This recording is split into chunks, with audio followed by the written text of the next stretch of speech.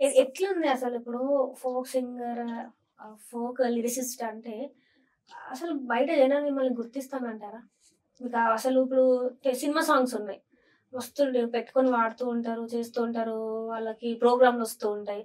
మరి తెలంగాణ ఫోక్ సింగర్‌ల పరిస్థితి ఏందంటారు? ఎట్లున్నది అసలు మీకు బయట మీకు జనాలు చూపిచ్చేది ఎలా అనిపిస్తుంది మరి? అంటే ఇప్పుడంటే దాదాపు ఈ 1 ఇయర్ నుంచి ఈ మధ్యలో మాత్రం బాగానే క్రేజ్ ఉంది మన ఫోక్ సాంగ్స్ కంటే. జనరల్‌గా చెప్పాలంటే మన మూవీ ఫీల్డ్ నుంచి కూడా ఇందులోకి వచ్చి చేసే వాళ్ళు ఉన్నారు ఇప్పుడు సాంగ్స్. ఆహ్, అట్లా యూట్యూబ్ ప్రోగ్రామ్స్ చేసే వాళ్ళు కూడా వస్తున్నారు కదా మేడం. సో అది బాగానే ఉంది. కాకపోతే ఏందంటే కొంతమంది మన ఫోక్ వాళ్ళు కూడా మూవీ ఇండస్ట్రీకి వెళ్ళి వెళ్తున్నారు. పాడడం కూడా అట్లా అవకాశం రావడం కూడా నాకు కూడా హ్యాపీగా ఉంది. ఏంటంటే మొన్న లక్ష్మి గారు లక్ష్మి అనుకోండి, ఫీలింగ్స్ సాంగ్ అంతకుముందు మౌనిక గారు అనుకోండి, నాకు అంటే మన ఫోక్ ఇండస్ట్రీ నుంచి కూడా స్టేజ్ కి వెళ్తున్నారు అని. ఇప్పుడు మధుప్రియ కూడా ఇప్పుడు కొత్త మధుప్రియ గారు వస్తుంది. కూడా. ఇప్పుడు మన సంక్రాంతికి వస్తున్న సినిమాలో పాడింది మధుప్రియ కూడా. అవును. అంటే ఇప్పుడు కొంతమందికైనా ఆ లైఫ్ ఉండేది, మిగతా వాళ్ళకి ఆ లైఫ్ ఉండదు అంటారా మరి? ఫోక్ మిగతా వాళ్ళంటే మేడం ఇక ఎవరి టాలెంట్ బట్టి వాళ్ళది మేడం. ఒకవేళ టాలెంట్ వాళ్ళకి గుర్తించి ఇప్పుడు వాళ్ళని గుర్తించి తీసుకున్నారంటే వాళ్ళకి టాలెంట్ ఉంది, మంచిగా పాడగలుగుతున్నారు అనే కదా. మేబీ కొంతమంది టాలెంట్ ఉన్నా బయటికి రావట్లేదు. ఎందుకంటే ఏదో ఒక సందర్భంలో వాళ్ళు కూడా బయటకు వస్తే ఫలానా వాళ్ళు అని తెలిస్తే మేము చెప్పలేం, వాళ్ళకి కూడా అవకాశాలు రావచ్చు. ఇప్పుడు గీతా కృష్ణ గారికి ఇండస్ట్రీలో ఎట్లాంటి గౌరవం దక్కింది? అంటే మీ ఫోక్ దాంట్లోనే ఎక్కడైనా మీకు ఏమైనా ఇన్సల్ట్స్ జరిగినాయా మీకు? అంటే ఎందుకు ఇట్లా చేస్తున్నారు, ఏమైనా బాధపడిన ఇన్సిడెంట్స్ ఏమైనా ఉన్నాయా మీకు? అలా ఇన్సల్ట్ అనేది ఏం లేదు మేడం. కాకపోతే ఇంకా మాకు కొంచెం ఇంట్లో వాళ్ళే అంటుంటారు, ఇంకా బాగా పాడాలి, అట్లా కాదు ఇట్లా కాదు అని చెప్పేసి అంటుంటారు మా ఇంట్లో, మా ఫ్యామిలీ మెంబర్స్.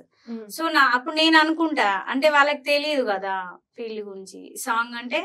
సాంగ్స్ అన్నీ కూడా ఎప్పుడైనా నాకు తెలిసినంత వరకు మేడం ఒకటే వాయిస్ కి అన్ని సాంగ్స్ సెట్ అవ్వవు.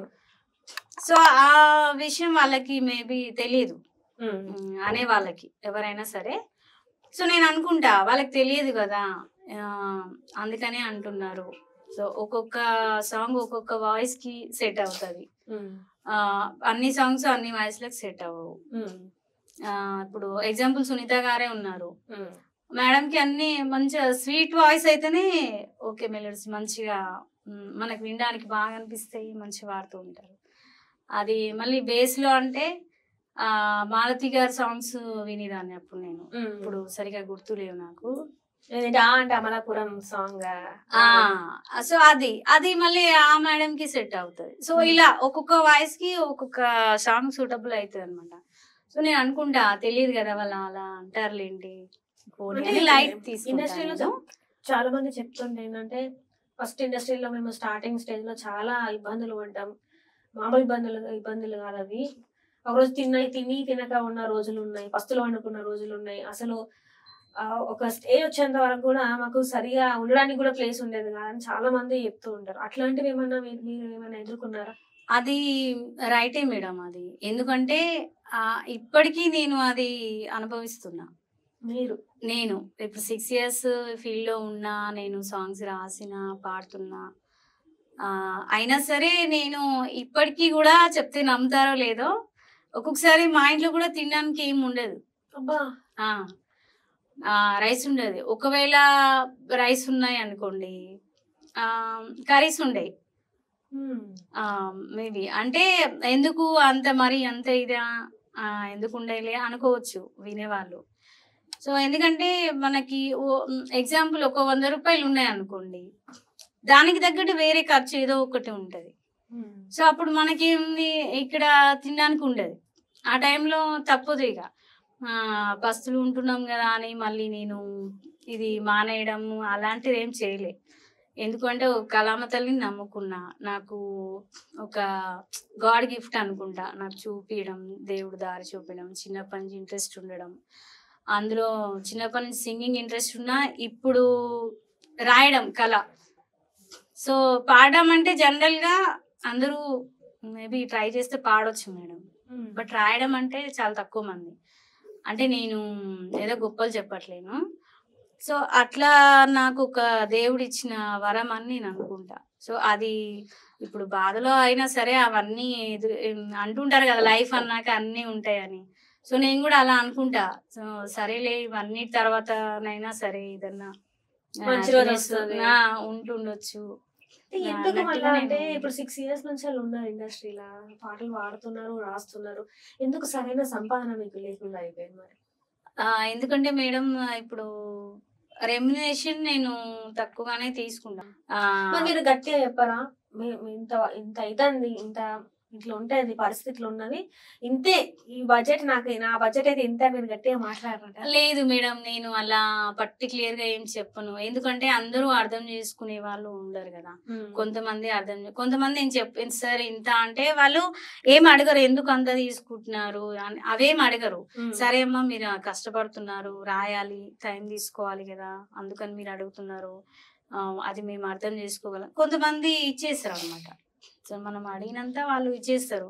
ఎందుకంటే మనం వాళ్ళకి తెలుసు కాబట్టి, మనం కష్టపడేది విధానం, టైం కేటాయించడం, ఆలోచించి, లిరిక్స్ అంటే ఊరికే రావాలి మేడం, ఆలోచించాలి, మనం టైం తీసుకోవాలి, పీస్ ఆఫ్ మైండ్ తో ఉండాలి. ఇవన్నీ వాళ్ళు కొంతమంది అర్థం చేసుకుంటారు. కొంతమంది మాత్రం అంటుంటారు ఇక మాది కొత్త ఛానల్ కొంచెం తక్కువ తీసుకోండి అని. అలాంటి టైంలో నాకు ఏమైతుంది అంటే నేను వద్దు అనలేను. ఎందుకంటే మనం వద్దు అన్నాం అనుకోండి, వచ్చేది కూడా రాకుండా వచ్చేది రాకుండా పోవడం పక్కన పెడితే నాకు అది ఇష్టం ఉండదు. కళామ తల్లి మన దగ్గరికి వచ్చినప్పుడు మనం ఎందుకు కాదనాలి? చిన్న చిన్నవి కూడా మనం తీసుకొని కొంచెం వాళ్ళకి కూడా సరే, వాళ్ళు నిజం చెప్తున్నారా అబద్ధం చెప్తున్నారా కొత్త ఛానల్ అని మేమంతా పెట్టలేమని, అది దేవుడికి తెలుసు. సో అది నిజంగా కూడా వాళ్ళు పెట్టలేని వాళ్ళైతే మనం కూడా వాళ్ళకి హెల్ప్ఫుల్ గా ఉన్నట్టు ఉంటది కదా. సో అట్లా కూడా నేను ఆలోచిస్తా. సో వాళ్ళకి మనం హెల్ప్ఫుల్ గా ఉన్నట్టు ఉంటది, సో సాంగ్ కూడా బయటకు వస్తుంది అన్నట్టుగా నేను ఆలోచిస్తాను. ఇప్పుడు మీకు నచ్చిన ఒక 3 పాటలు, మీకు నచ్చిన ఒక 3 పాటలు ఏంటి అవి? మా అందరి కోసం, అంటే మీ ప్రేక్షకులు, మీ ఫ్యాన్స్ కోసం మీకు నచ్చిన 3 పాటలు. ఓకే, నాకు నచ్చిన 3 అంటే రంగు రంగుల సీరలన్నాడే నా పూల రంగడు, పూల పూల గాజులన్నాడే నా పూల రంగడు, ఊగే బుట్టాల కమ్మలన్నాడే నా పూల రంగడు, పచ్చు కుట్టుల రైకలన్నాడే నా పూల రంగడు, ఆడు నల్లానయ్య రంగులోడే నా పూల రంగడు, ఆడు దిల్లో దారు గుణమున్నోడే నా పూల రంగడు, నిలువెల్లా నన్ను సినేవాడు చుట్టుకుంటాడు, రంగు రంగుల సీనలన్నాడే నా పూల రంగడు, పూల పువ్వుల గాజులన్నాడే నా పూల రంగడు, పట్టుకుచ్చుల రైకలన్నాడే నా పూల రంగడు, ఊగే బుట్టాల కమ్మలన్నాడే నా పూల రంగడు, ఏలేలో ఏలేలో ఏలేలో ఏలేలో ఏలేలో రాసక్కని బావా మరదల్లో, బావా మరదల్లో, బావా మరదల్లో. ఇది నాకు బాగా ఇష్టం అండి. నేను రాశాను, పాడము సింగర్ లక్ష్మి గారు పాడారు. లక్ష్మి గారు పాడారా? లలిత ఆడియోస్ ఛానల్. అండ్ నెక్స్ట్ ఇంకొక పాట, నెక్స్ట్ ఇది రీసెంట్ గా రిలీజ్ అయింది. జాలు జాలు వారంగా గాజాలు ఏటి కాడరో పిలగా, జాలు జాలు వారంగా గాజాలు ఏటి కాడరో పిలగా, ఓరసూపులవన్నీ కాడు నన్ను మాయేదో చేసినాడు, ఓరసూపులవన్నీ కాడు నన్ను మాయేదో చేసినాడు, కోరమీసం సిన్నోడు వాడి చేతికి ఉంగురాలుడు, కోరమీసం సిన్నోడు వాడి చేతికి ఉంగురాలుడు. ఇది మొన్న రీసెంట్ రీసెంట్ గా అయిందండి, నాకు గుర్తు రావట్లేదు. So, ఇది కూడా నేను చూసాను. అంటే ఇది కూడా బాగా వచ్చింది, బాగానే వ్యూస్ పోయినాయి బాగా. అంటే ఎట్లా ఇప్పుడు సినిమా ఇండస్ట్రీలోకి వెళ్ళాలనుకుంటున్నారా, లేకపోతే ఇదే దీంట్లోనే కొనసాగాలనుకుంటున్నారా, ఎట్లా ఏమనుకుంటున్నారు మరి మీరు? సినిమా ఇండస్ట్రీలో అవకాశం వస్తే చేస్తాను మేడం. ఆల్రెడీ ఒక 2 movies లలో వచ్చింది. సో రాస్తున్నాను అనమాట. అంటే లిరికిస్ట్ గా అవకాశం వచ్చింది. ఒక 2 movies. అది మొన్న పోస్టర్ కూడా రిలీజ్ చేశారు. మూవీ పేరు మీరు బయట చెప్పడానికి ఉందా లేకపోతే ఎట్లా? ఏమో మేడం, మరి నేను అడగలేదు చెప్పొచ్చా లేదా అని.